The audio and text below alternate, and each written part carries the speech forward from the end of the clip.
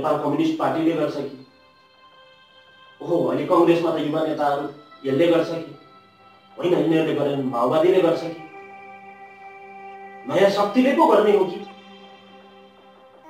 साझा विवेकशीलका ओहो कति राम्रा युवाहरू यिनीहरूले गर्छन् कि। अब हामी त्यतै प्रवेश गरौँ होइन। यो अहिले लिपुलेक लिबिया धुराकै विवाद कालापानीको विवाद एकदम चरम उत्कर्षमा छ। देशभित्र अहिले आन्दोलन भइराखेको अवस्था छ। भारत सरकारले त्यसलाई वास्तै गरेको अवस्था देखिँदैन। यसमा कमजोरी कसको के देख्नुहुन्छ? नेपालको राजनीतिमा मुद्दामा अल्मलाउन म चाहन्न र सम्माननीय प्रधानमन्त्री केपी शर्मा ओलीजी उहाँले थाहा पाइन भन्नु भएको छ।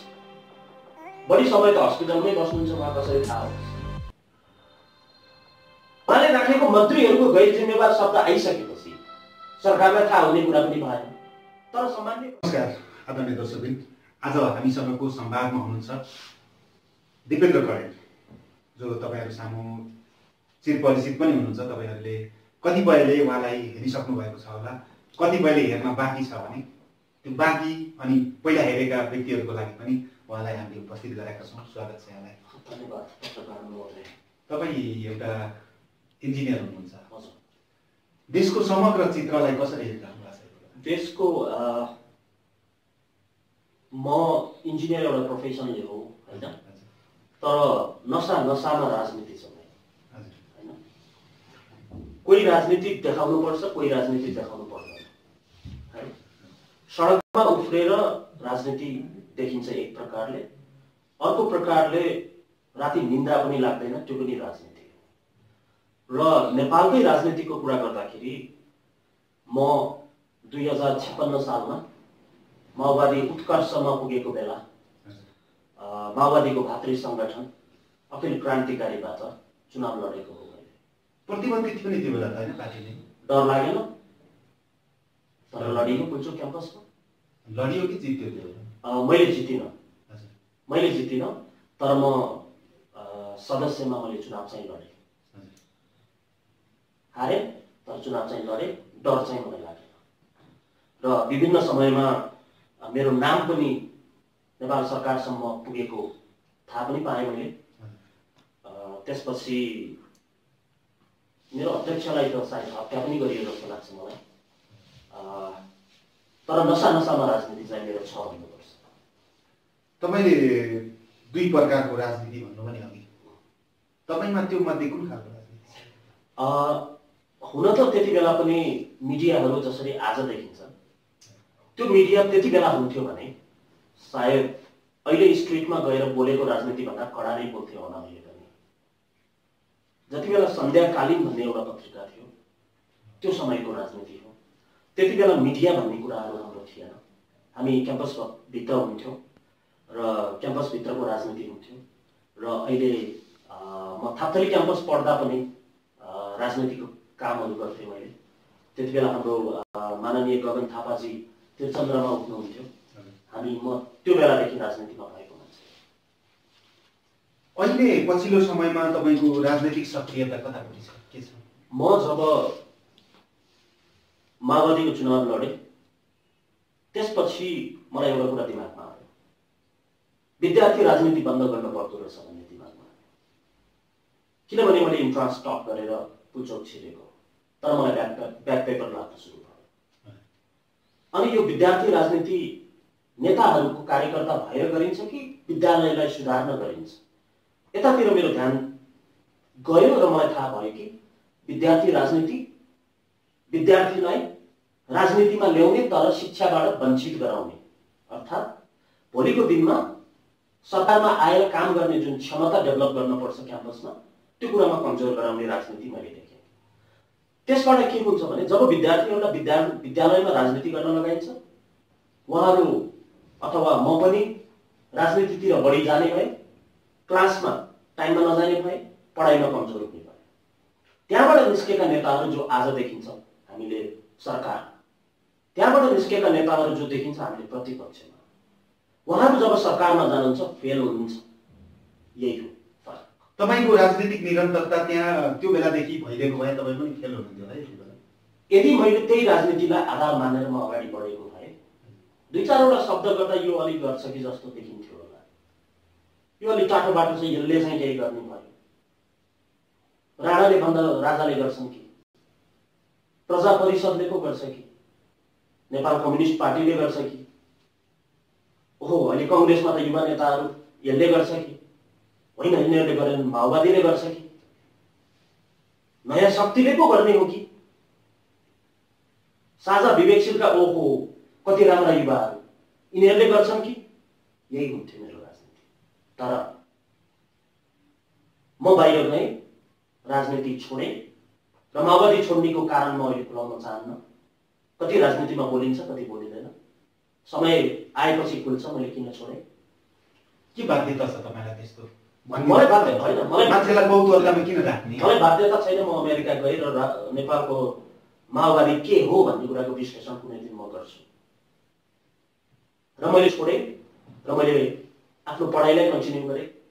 मैले MBA गरेको छु। त्यसपछि मैले पब्लिक एडमिनिस्ट्रेसन पढ्न मन लाग्यो।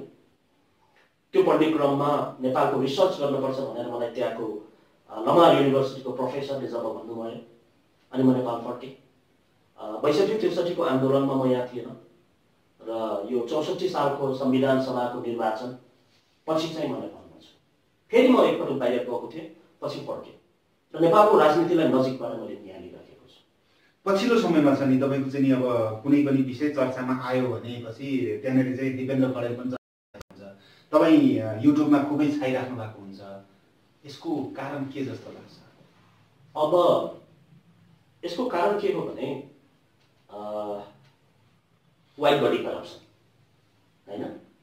वाइट बडीको मुद्दा जुन मैले उठाएँ त्यो अलिकति समय सान्दर्भिक मुद्दा थियो र नेपाली सबैले त्यसलाई मन पराइदिनु भयो। त्यसपछि म सबै मिडियाको, युट्युब मात्र नभनौँ, यो सेन्ट्रल मिडिया हो, नेपालका केन्द्रमा रहेका नागरिकले हेर्ने मिडियालाई सेन्ट्रल मिडिया भन्छ। त्यो ठुलो बिल्डिङको मिडियालाई मैले सेन्ट्रल कहिले पनि भन्दैन। आज मैले यो गरेको भिडियो सम्माननीय प्रधानमन्त्री केपी शर्मा ओलीजीकोमा जान्छ, सेन्ट्रल मिडिया भएन? भएन। त्यसकारण अलिकति चर्चा त्यहाँबाट देखियो। तर 2016 देखि राजनीतिको खुट्टा टेकिसकेँ मैले नेपालमा। भिडियोहरू पनि मसँग छ, समय अनुसार त्यो भिडियोहरू निस्किन्छ र आज बेलुका मैले एउटा सानो 5 मिनटको क्लिप हाल्दैछु। त्यसमा मैले प्रश्न भनेको छु कि नेपाल भारत बीच बोर्डर क्लोज गर्नुपर्छ, पासपोर्ट सिस्टम लगाउनुपर्छ, भारतीय नेपालमा आएर काम गर्दा वर्किङ भिजा लगाउनुपर्छ, नेपाली भारतमा गएर काम गर्दा वर्किङ भिजा लगाउनुपर्छ, नेपालीहरू रुखमा घाँस काटेर बसेर इन्डिया गएका छन्, 10,000 कमाउँछन्, इन्डियाबाट आउने ट्रेनिङ लिएर कुकर बनाउने, कपाल काट्ने, जेरी बनाउने, समोसा बनाउने, यो सबै कामहरू गर्छन्, उनीहरू लाखौँमा कमाउँछन्। त्यसकारण नेपालको अर्थतन्त्र जोगाउन पनि यी कामहरू गर्नुपर्छ र अर्थतन्त्रलाई सहायता गर्ने पैसा जुन भारतीय नोट छ त्यो पनि बन्द गर्नुपर्छ मैले भनेको थिएँ।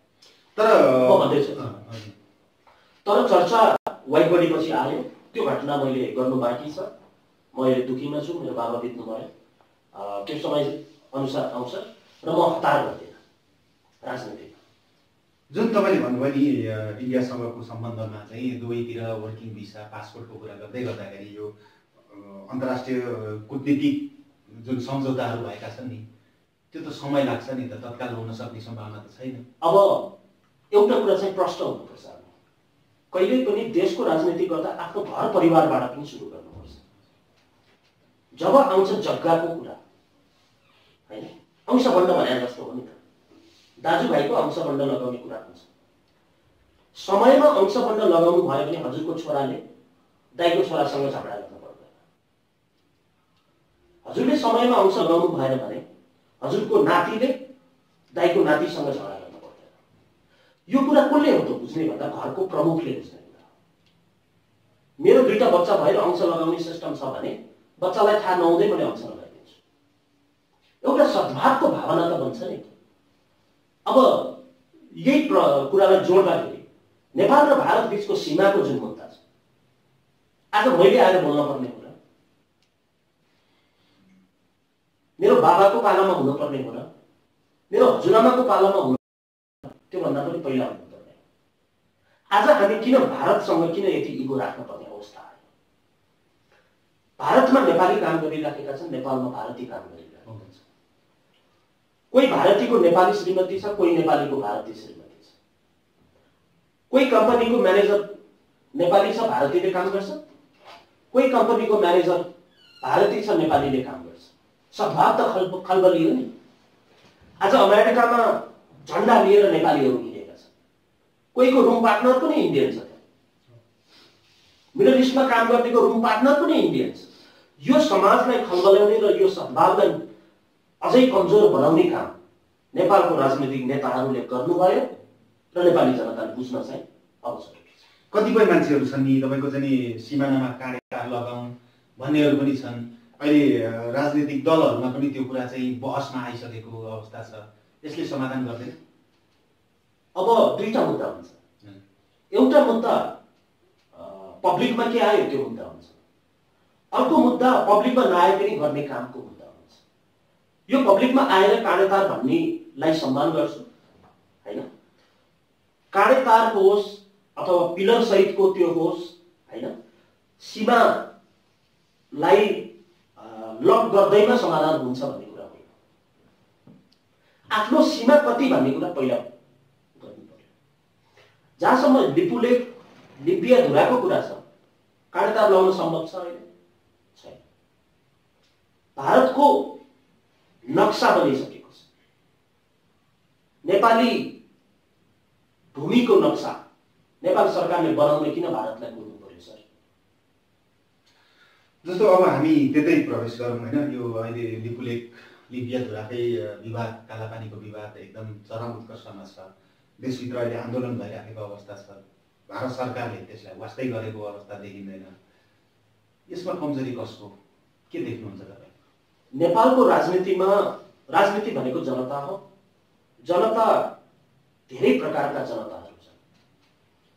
कांग्रेसले गरेन भन्ने कम्युनिस्ट पार्टीका जनताहरू पनि छन्। कम्युनिस्टले गरेन कांग्रेसले गर्थ्यो भन्ने पनि छन्।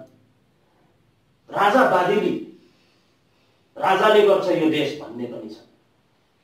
म सबैलाई प्रश्न गर्न चाहन्छु, के यो घटना राजा गएपछि आएको हो कि यो घटना राजा हुँदा पनि थियो? जवाब माग्छ दिपेन्द्र कन्यालले र नेपाली जनताले पनि माग्नुपर्छ। तत्कालीन महेन्द्रले के गर्नुभयो सीमाको बारेमा? वीरेन्द्रले के गर्नुभयो सीमाको बारेमा? ज्ञानेन्द्रले के गर्नुभयो सीमाको बारेमा? त्यसकारण राजावादीहरू उफ्रिन जरुरी पनि देख्दैन। साधारण नेपाली हुँ भनेर उफ्रिनुहोस्, सम्मान छ।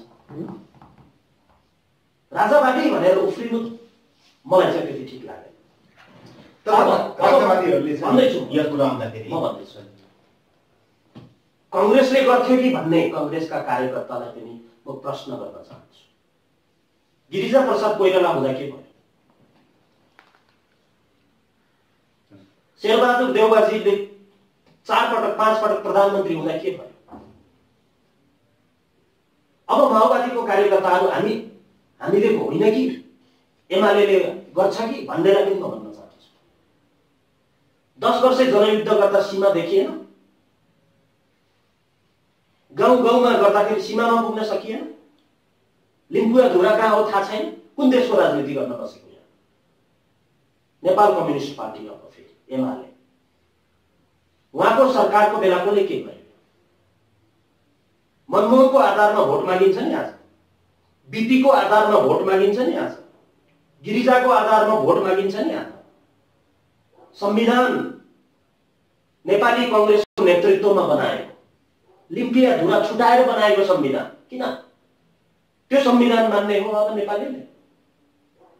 माधव नेपाल प्रधानमन्त्री भएको बेला के भएको थियो? त्यसकारण इतिहास नबुझिकन, इतिहास भन्ने बित्तिकै फेरि एउटा इतिहासदेखि लिम्पिया धुरा छैन भन्ने मन्त्रीलाई सम्झिन चाहे। कुन इतिहास भन्नुभएको?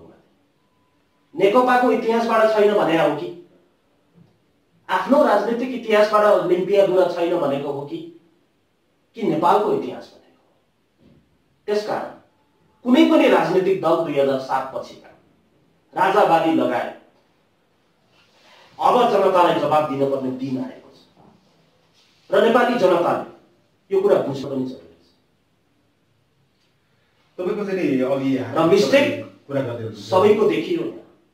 तपाईँले कुरा गर्दै हुनुहुन्थ्यो जस्तो राजावादीको कुरा गर्नुभयो, तपाईँले महेन्द्रको कुरा गर्नुभयो, वीरेन्द्रको कुरा गर्नुभयो होइन।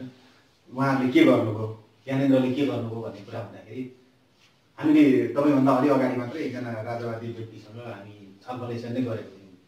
उहाँको भनाइ के थियो भन्दाखेरि जबसम्म राजतन्त्र थियो, राजतन्त्र हुँदैसम्म त त्यो रेखाङ्कन नै भएको थिएन, त्यो चाहिँ प्रक्रियामा थियो। पछि यो दलहरू आएपछि चाहिँ यो यस्तो गडबड भएको भनेर आरोप लगाउँदै हुनुहुन्थ्यो। सुगौली सन्धिपछि जब 1960 मा महेन्द्र आउनुभयो होला, यो 17 साल 19 सालमा एउटा सहमति भएको थियो। त्यो सहमति राजा महेन्द्रले गर्नुभएको थियो। त्यसको डकुमेन्ट कहाँ छ? दरबार त छैन। त्यो डकुमेन्ट रसँग छ, रिसर्च एनालाइसिस विङ इन्डियासँग। महेन्द्रले गरेको सहमति हो कालापानीमा सेना राख्न दिने। को राजावादी आएर डिबेट गर्न सक्छ मसँग? आउनुहोस्, इतिहास सहित पाना पाना पल्टाउँछु राजनीतिको मैले। कुरा बुझ्नु भने त्यसकारण सुरुवात राजावादीबाट भएको छ। कालापानीमा सेना राख्न पहिला थोरै राखेको थियो, फेरि अलि बढी राखेको छ। त्यसकारण यो घटनाको चुरो राजा महेन्द्र उफ्रिनुहोस्, कति उफ्रिनुपर्छ। त्यसकारण अब नेपाली जनताले राजा पनि होइन, राजावादी भएर होइन, एमाले भएर होइन, नेपाली नागरिक भएर सोच्ने दिन आएको छ। यहाँ चाहिँ मल्टी पार्टी सिस्टमले अहिले चलिराखेको छ नि त देश। पार्टी छोडेर अब देश मात्रै भनेर त मान्छे कसरी बोल्न सक्नु? एउटा कुरा म हजुरलाई स्मरण गर्न चाहन्छु। तत्कालीन माओवादीले जब चुनाव लडे नि काठमाडौँमा, मलाई लाग्छ 4, 5, 6 सिट जित्यो। मलाई कति एक्ज्याक्ट थाहा भएन। पहिलो चुनाव जस्तो झक्कुसी बदीले जित्नु भयो भनेपछि जुन ठाउँमा माओवादी आन्दोलन थिएन त्यो ठाउँमा पनि माओवादीले चुनाव जित्छ भने के? नेपाली जनता कार्यकर्ताको 4 गुणा बढी छ यो देशमा। कुरा बुझ्नुहुन्छ? राजनीतिक दललाई निस्तेज पार्न नेपालीलाई के दिने लाग्छ? तर आउनु पर्यो, काठमाडौँमा माओवादीले जित्छ भने यो राजनीतिक दलहरूलाई विस्थापित गरेर नयाँ राजनीतिक दल कसरी लिएर आउँछ र त्यसलाई समर्थन जनताले गर्छ भने त्यो पनि सम्भव छ। के सम्भावना छ अहिले कुनै नयाँ दल आउने सम्भावना देख्नुहुन्छ? मैले दल आउने सम्भावना देख्दिन अहिले चाहिँ। तर दल 2 प्रकारको हुन्छ। एउटा म राजनीतिक पार्टी खोल्छु भनेर ग्रुप बनाउने अनि मान्छेहरू जोड्दै जाने एउटा त्यो प्रकार हुन्छ। अर्को प्रकार जब यो राष्ट्रिय मुद्दा अगाडि आएको छ, अब लकडाउन पछि आन्दोलन हुन्छ यो देशमा र नेता आन्दोलनले पनि जन्माउन सक्छ। कस्तो आन्दोलन हुन्छ? आन्दोलनले नेता जन्माइदिन्छ कहिलेकाहीँ होइन, सीमाको बारेमा। र मेरो एउटा प्रष्ट मान्यता छ, यो सीमा आउँछ भने आउँछ भन्नुहोस्, आउँदैन भने आउँदैन भन्नुहोस्। तर हिजो सीमाको नक्सा निकाल्यो भने आन्दोलन, आज बाटो खन्यो आन्दोलन, बाटो उद्घाटन आन्दोलन, अर्को पालि पिच गर्दा फेरि आन्दोलन, 4 लेनको बनाउने भयो फेरि आन्दोलन, साइडमा नाली 3 फिटको फेरि आन्दोलन। यो नेपालीले कहिलेसम्म लिएर बस्ने? म मेरो बच्चालाई सीमाको मुद्दामा अल्मलाउन म चाहन्न। र सम्माननीय प्रधानमन्त्री केपी शर्मा ओलीजी उहाँले थाहा पाइन भन्नु भएको छ। बढी समय त हस्पिटलमै बस्नुहुन्छ, उहाँ कसरी थाहा होस्? उहाँले राखेको मन्त्रीहरूको गैर जिम्मेवार शब्द आइसकेपछि सरकारलाई थाहा हुने कुरा पनि भएन। तर सम्माननीय प्रधानमन्त्री केपी शर्मा ओलीजीलाई म एउटा कुरा चाहिँ भन्न चाहन्छु, पुराना राजनीतिक दलको अन्तिम प्रधानमन्त्री केपी शर्मा ओलीजी हुनुहुन्छ। तर यदि उहाँले यो मान्छेले मिस्टेक गरेको थियो भनेर नाम निकाल्नुहोस्, सीमा नआउने भयो भने आउँदैन भन्नुहोस्, आउँछ भने पनि आउँछ भन्नुहोस्। र नेपालीले यो दोधारबाट उहाँले हटाउन सक्नुभयो भने नेपाली जनताले उहाँलाई साथ दिन पनि पर्ने हुन सक्छ। तपाईले एकदमै गम्भीर कुरा उठाउनु भयो हैन? यो पुराना दलहरूको अन्तिम प्रधानमन्त्री केपी ओली यो कुन आधारमा भन्नु? कुरा राष्ट्रियताको मुद्दा आयो। कुरा बुझ्नु भयो? नेपाली कांग्रेसको युवा नेताहरू जो थाहा छैन आफ्नो नेताले के गरे, गिरिजाले के गर्नुभयो अहिले कसले बुझ्ने? उहाँको सन्तति त सुजाता कोइरालाजी हो, उहाँले भनिसक्नु भएको छ यो साट्न मिल्छ भन्नुभएको छ। के को साट्ने हो? आफ्नो जग्गा ल्याउने हो।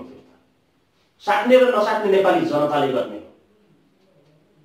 त्यही एजेन्डा लिएर भोलि चुनावमा आउनुहोस् न, कति भोट पाउनुहुन्छ। घोषणा पत्रमा जे लेख्ने त्यो अनुसार चुनाव जित्ने, त्यही कार्यान्वयन गर्ने हो राजनीति भनेको। नेपाली कांग्रेसलाई समर्थन गर्ने युवा नेता पनि राष्ट्रको लागि अब एक हुनुपर्छ। कम्युनिस्ट पार्टीका नेताहरू पनि एक हुनुपर्छ। माओवादी पूर्व अहिले नेकपा पनि एक हुनुपर्छ। सबै जनता एक हुनुपर्छ। र सम्भावना भन्ने कुरा होइन, यो आवश्यकता। र यसमा तराई मधेसलाई हजुरले कहिले पनि छोड्न पाउनु। चारवटा मैले दल त भने, तराई मधेस जसले सीमाको रक्षा गर्न सक्छ उनीहरूलाई पनि साथमा लिएर हिँड्नुपर्छ। र अर्को कुरा म भन्छु, आजसम्म एकजना तराई मधेसबाट प्रधानमन्त्री बनेको छैन यो देशमा। सीमाको रक्षा आफू बसेको ठाउँको आर्मीले गर्न सक्छ। आज तराई मधेसको मान्छे आर्मीमा भएको भए अहिलेको आर्मीले जस्तो नेपाल सरकारको अर्डर अर्थात् अनुरोध पुरेर चाहिँ बस्दैन होला। हामी जाँदैछौँ, यहाँ के मिलाउने हो मिलाउँदै गर्नुहोस्, यो हो सेनाको मुख्य जिम्मेवारी। त्यसकारण सम्भावना धेरै हुन्छ र अब त्यही पुराना पार्टी जसले देशको राष्ट्रिय स्वाधीनता र राष्ट्र रक्षा गर्न सकेन, त्यही पार्टीमा बसेर देश बनाउँछु भन्ने कि कार्यकर्ताहरूले सोच्ने विकल्प दिन आएको छ। जस्तो अहिलेका नेताहरूले अब पार्टी परिवर्तन गर्ने भन्ने सम्भावना छ नि त, उनीहरू प्रधानमन्त्री हुने होइन? बुझेन मैले हजुरको प्रश्न? यी नै पार्टीहरू हुन्जेलसम्म केपी ओली अन्तिम प्रधानमन्त्री भएपछि त अहिलेका चाहिँ लिडरहरू जुन पार्टीमा छन् नि, कांग्रेसमा नेकपामा छन् नि, उनीहरूले अर्को पार्टी गठन गरेको हुन्छ सम्भावना। सुन्नुहोस्, पार्टी भन्ने भन्दा पनि सबभन्दा पहिला नागरिक हो। पार्टी त एउटा मिडियम हो चुनावको लागि। नागरिक हो, नागरिकको लेभलबाट लिडर हुनु पर्यो, लिडरले सही काम गर्नु पर्यो। त्यो लिडर जन्मिनको लागि राष्ट्रभक्त पार्टीका कार्यकर्तालाई एक हुन अनुरोध गर्छु। कुरा बुझ्नु भने राष्ट्रघाती नेताहरूलाई आफ्नो पार्टीका भए पनि विस्थापित गर्नुहोस्। जो प्रधानमन्त्रीले गर्नु भएन उहाँहरूलाई विस्थापित गर्नुहोस्। तर आज पनि मैले माधव नेपाल प्रधानमन्त्री हुनुहुन्छ भन्ने न्युज चाहिँ समाचारमा किन सुन्न पर्ने? जो प्रधानमन्त्री बनिसक्नुभयो, जसले सीमाको लागि बोल्न पनि सक्दैन, त्यही माधव नेपाललाई प्रधानमन्त्री बनाउने नेकपाको अरू नेतालाई पनि प्रश्न गर्न चाहन्छु। म आज भीम रावलजीलाई पनि म प्रश्न गर्न चाहन्छु। उहाँ गृहमन्त्री हुँदाखेरि के गर्नु पर्यो? आज विपक्षका शब्द निकालेर हुन्छ उहाँले? सुजाता कोइरालाजी परराष्ट्र मन्त्री हुँदा उहाँले के गर्नु पर्यो? सम्माननीय विद्या भण्डारी अहिले राष्ट्रपति हुनुहुन्छ, उहाँ रक्षा मन्त्री हुँदा के गर्नु पर्यो? इतिहास धेरै लामो छ सर। जनताको हातमा निर्णय गर्ने दिन आएको छ। देश बचाउने र देशलाई विकास पनि गर्ने, बचाउने मात्र होइन विकास पनि गर्ने। तपाईले यसरी भन्दै गर्दा अरू आवाज पनि उठेका छन्, आन्दोलन पनि भइराखेको छन् होइन? तर सरकारले केही गरेन भन्ने हो र? तपाईको चाहिँ जब त्यो उद्घाटनको कुरा आयो भारतीय गृहमन्त्रीबाट, त्यो आउन साथै परराष्ट्र मन्त्रालयले एउटा विज्ञप्ति जारी गर्यो पहिलो चरण। दोस्रो चरणमा चाहिँ परराष्ट्र मन्त्रीले भारतीय राजदूतलाई बोलाउनु भयो, वार्ता गर्नुभयो, त्यसको जानकारी के हो भनेर भारत सरकारलाई आधिकारिक रूपमा जानकारी छ कि छैन भनेर लिनुभयो। अब तेस्रो चरणमा प्रधानमन्त्रीले आफैले वार्ता गर्ने भन्ने तयारी भइराख्दाखेरि समाधानको उपाय त निस्केन नि त। शुभकामना छ मेरो, तर यसमा मेरो विमति पनि छ। भन्नुहोस् न के विमति छ? सीमाको मुद्दा आज निस्केको हो। राजदूत पत्रलाई आज बोलाउन आज निस्केको हो। आज त माइती गठबन्धनमा मात्रै गएको हो। योभन्दा पहिला सीमाको नक्सा निकालेपछि किन चुप लागेको यो सरकार? मान्छे ताते, सरकार तात्ने, अनि विज्ञप्ति आउने, विज्ञप्ति कसले साइन गरेको त्यो पनि थाहा नहुने। पहिला त नेपालीमा विज्ञप्ति हुन्थ्यो, जनता आउन भन्नु खोजेको। पहिला नक्सा किन निकाल्दैन यो सरकारले? आफ्नो जग्गाको नक्सा निकाल, भारतको नक्सा दुईटा राखेर टेबल टक गर न। त्यसकारण मैले अर्को कुरा पनि भन्दैछु, अबको वार्ता जुन हुँदैछ नि नेपाल र भारत बीचमा, लाइभ क्यामेरामा हुनुपर्छ, लाइभ टिभीमा वार्ता हुनुपर्छ। प्रत्येक नेपालीले बुझ्न चाहन्छ वास्तविकता के। ठिक छ, पुराना नेताले दिएको रहेछ भने चित्त बुझाउला, तर भित्र मिटिङमा एउटा, बाहिर विज्ञप्तिमा एउटा, यो सही चाहिँ हुँदैन। यसको लागि नेपालीहरू एक हुनुपर्छ। जुन दिन वार्ता हुन्छ नि, वार्ता भएको रुम बाहिर लाखौं मान्छे बस्नुपर्छ र वास्तविकता हामीले थाहा पाउनुपर्छ सर। र जहाँसम्म हजुरले अहिले भन्नुभयो नि, मैले एउटा कार्यक्रममा भनेको थिएँ, यो आन्दोलन 3-4 दिनको हो भनेर। योभन्दा पहिला सीमामा पनि यस्तै यस्तै यस्तै हो, अनि आन्दोलन सेलायो। कोहीले के गर्छ भने राजनीतिक मुद्दा क्याच गरेर टक टक टक टक बल्ली खानु पर्छ। अहिलेसम्म के हेरेर बसेको? अहिलेसम्म दबाब किन नदिएको? अब आयो फेरि एकछिन, अनि फेरि सेलाउँछ। यो चल्दैन, यो चल्दैन। किन चुप लागेर बसेको? त्यस कारणले गर्दा यो मुद्दा मन्त्रीको बोली फेरिने, पूर्व प्रधानमन्त्रीहरूको बोली फेरिने, पूर्व परराष्ट्र मन्त्रीहरूको बोली फेरिने, गृहमन्त्रीहरूको बोली फेरिने कारण के हो भन्दा यो घटना सस्पिसियस छ, शंकास्पद छ। त्यसकारण नेपालले नक्सा निकाल्न सकेको छैन। यदि नक्सा निकाल्यो भने बल्ल रियल फाइट हुन्छ सर। तपाईको चाहिँ त्यस्तै भइदिएको भए, शंकास्पद अथवा नेताहरूले त्यस्तो भित्र घुसपैठ गरेर देशलाई हानि हुने काम गरेको भए त समाधान गर्छौं भनेर सत्तामा भएकाले पनि भन्दैन थियो होला। फेरि नेपालको संस्कृति, दलीय संस्कृति कस्तो भइदियो भन्दाखेरि एउटा सरकारमा भएपछि अर्कोले भारतीय विस्तारवाद भन्छ, प्रतिपक्षले। कांग्रेस सत्तामा भएपछि कम्युनिस्टले विस्तारवाद भन्छ, कम्युनिस्ट सत्तामा भएपछि कांग्रेसले उसलाई विस्तारवाद भन्छ, हैन? कारण के देख्नुहुन्छ तपाईले? म हजुरलाई दुईटा कारण भन्छु यसको। नेपालको राजनीति जुन मैले देखेको छु, भारतले चलाउने राजनीति हो कि जस्तो पनि देखिन्छ एउटा। र यो सीमाको मुद्दा मिलाउन भारतलाई नमिलाउन मन लागेको जस्तो लाग्छ मलाई। किनभने सरकार बनाउने र गिराउने काम गराउन त पाइन्छ नि त समय समयमा, सीमाको कारणले गर्दा। त्यसकारण यो भारतले यो सीमाको मुद्दालाई थाती राखेको देख्छु मैले, एउटा पोलिटिकल। र अर्को कुरा, जब राजनीति गरिन्छ सीमाको कुरा गरिन्छ। भारतीय विस्तारवाद मुर्दाबाद भनेको होइन माओवादीले, देशको लागि भनेको होइन एमालेले, कांग्रेसले के भनेर चुनाव लडेको। र खनेकोसम्म थाहा नहुने, मिलाउने त ल ठिक छ, खनेको थाहा हुँदैन। सेनाको काम के, सशस्त्रको काम के? नेपालभित्र आन्दोलन भयो भने मात्रै हो र? सीमा रक्षा गर्न पर्दैन? त्यसकारण सबै लिडरले गर्न सक्नु भएन। तर अहिलेको सरकारले जुन गर्नुपर्छ त्यसको लागि मैले शुभकामना दिन्छु। र केपी ओली सरकारले एउटा कुरा प्रश्न भन्नुपर्छ जनतालाई, फिर्ता हुन्छ या हुँदैन? हुन्छ भने गराउनुस्, हुँदैन भने यो हुँदैन, यो भयो भन्नुस्, त्यो पनि राम्रो हो। कमसे कम मेरो जग्गा यति छ भनेर म त्यतिमा घर त बनाउला नि। जब ओली सरकारले यो समस्या समाधान नहुने हो, सीमाना फिर्ता नहुने हो, जे थियो त्यही हो भनेर भनिदियो, के गर्नुहुन्छ? इतिहास पल्टाइन्छ। मैले एक्लै केही गर्ने भन्ने कुरा त होइन। सीमाको लागि मेरो मात्र रगत तातेको हो भने त म चुप लागौँला। अरूको रगत के हुन्छ त्यसमा हेर्नुपर्छ। तर वास्तविकता चाहिँ बाहिर आउनुपर्छ सर। सीमाको कुरामा वास्तविकता बाहिर आउनुपर्छ। पहिला नक्सा छाप्नुपर्छ, अनि वार्ता। भारतले बरु सोच्ने हो नेपालको भूमि हो, अहिले नक्सा नछापौँ, पहिला चाहिँ नेपालसँग वार्ता गरौँ, अनि बल्ल नक्सा। यो भारतले सोच्ने कुरा नेपालले किन सोचिरहेछ? पहिला नक्सा छाप्नुस् न।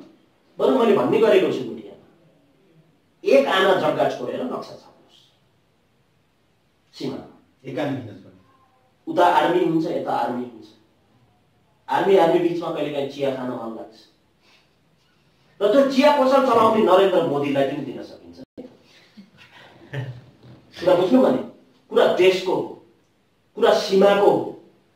आज दिपेन्द्र कण्डेल यो धरतीमा छ। कुरा बुझ्नु भने एक्लै सीमा भन्ने कुरा त नहोला, तर सम्माननीय प्रधानमन्त्री केपी शर्मा ओलीजीले यो लाइभ क्यामेरामा मिटिङ गरेर नेपाली जनतालाई प्रश्न पार्नु पर्छ। एउटा कस्तो छ भन्दाखेरि जबको चाहिँ नि अहिले एक त देशै सङ्कटमा छ, विश्व नै सङ्कटमा छ। अर्को कुरो भनेको चाहिँ राजनैतिक रसाकसी आफै नेताहरू भित्रै छ। त्यो चाहिँ अब त्यहाँ विवाद भइदिसके पछाडि प्रधानमन्त्री टिकाउने अथवा चाहिँ नटिकाउने पनि विदेशको हात हुन्छ। त्यो हात हुँदाखेरि यताको ध्यान चाहिँ उता मोड्नलाई सीमा विवाद आएको भन्ने पनि यो मैले भनिसकेँ हजुरलाई।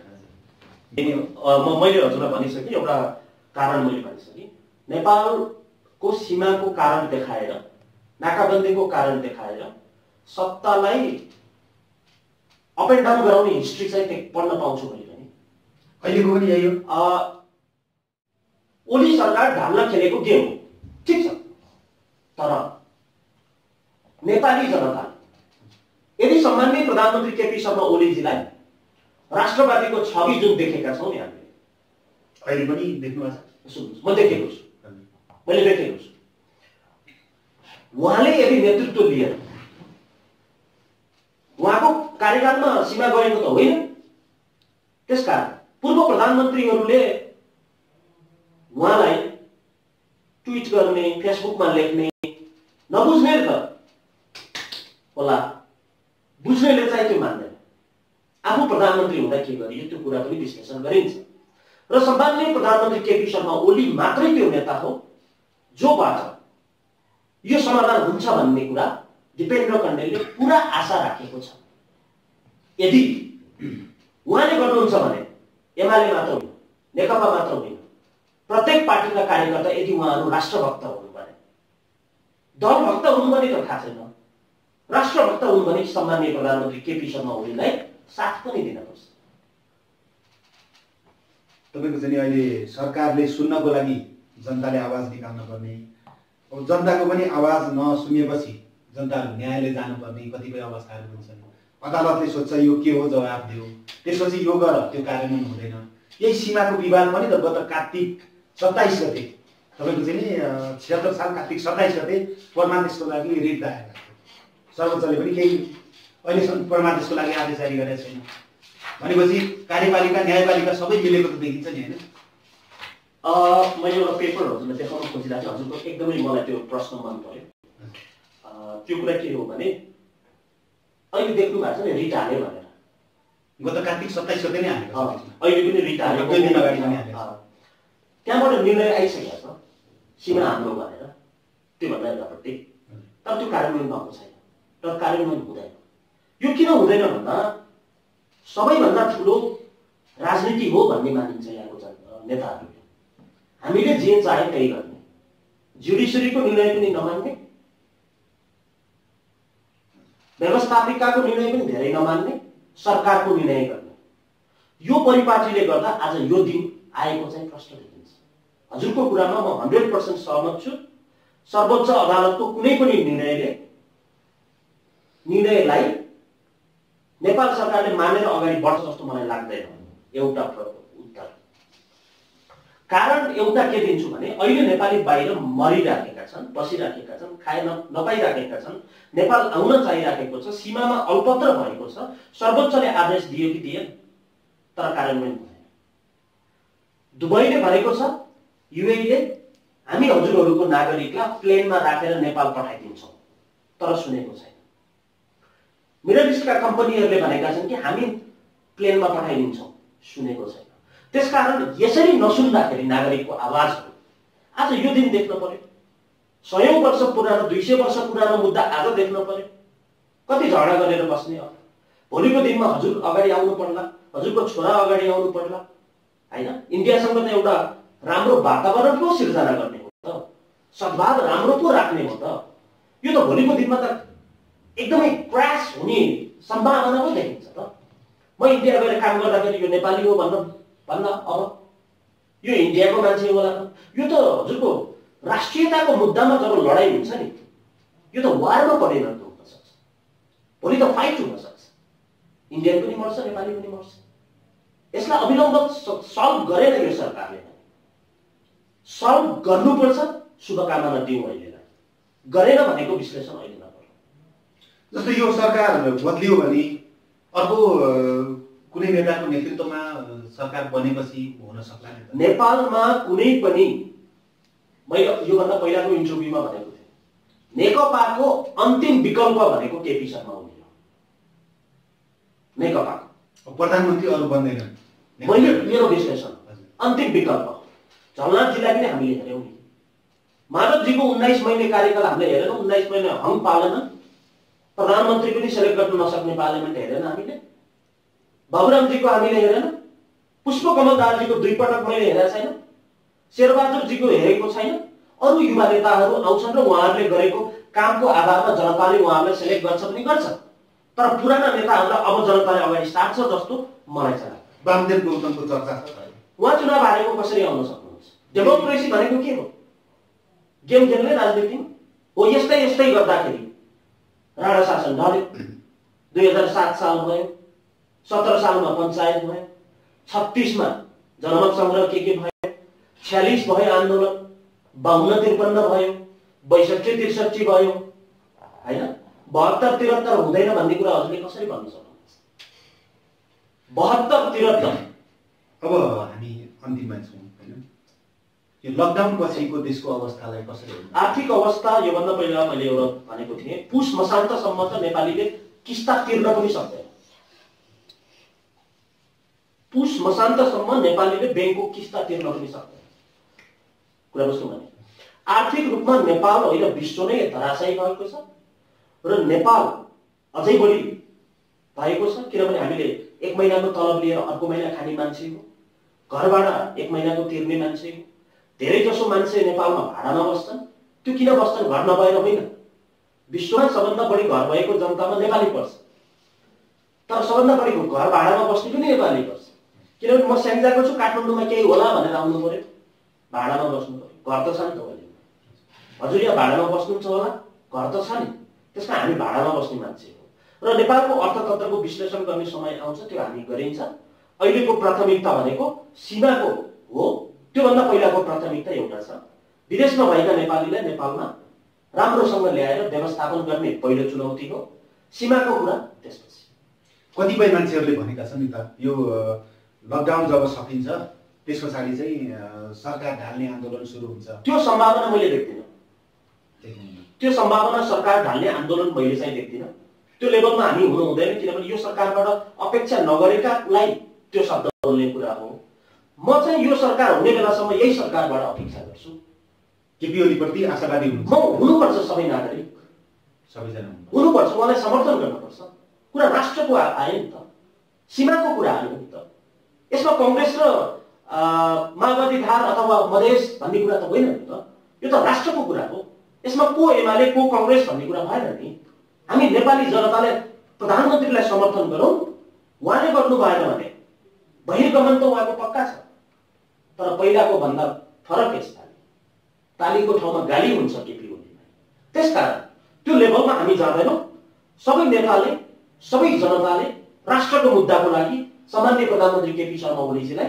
समर्थन गर्नुपर्छ र यति आशावादी भइएन भने पनि देश अगाडि नबढ्न पनि सक्छ आशावादी पनि हुनुपर्छ र गर्ने तरिका पनि भन्नुपर्छ सिकाउनुपर्छ सधैँ आलोचनाले मात्र केही हुनेवाला छैन त्यसकारण आफ्नो कार्यकालमा केही नगर्ने अहिले केपी ओलीको लागि आलोचना गर्ने नेताहरूलाई म प्रष्ट मिडियामा के भन्न चाहन्छु भने हजुरहरूको काम विश्लेषण गर्ने मान्छे पनि यो धरतीमा छ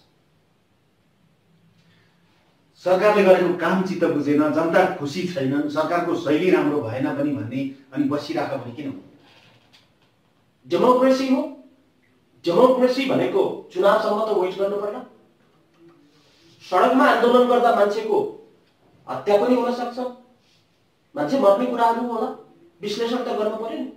म आन्दोलनको नेतृत्व गर्न तयार छु, मेरो लागि 10 लाख मान्छे आउला, 5000 मर्ला, म त 17,000 होइन मैले 5,000 मात्रै हो भन्ने मान्छेमा त पर्दैन।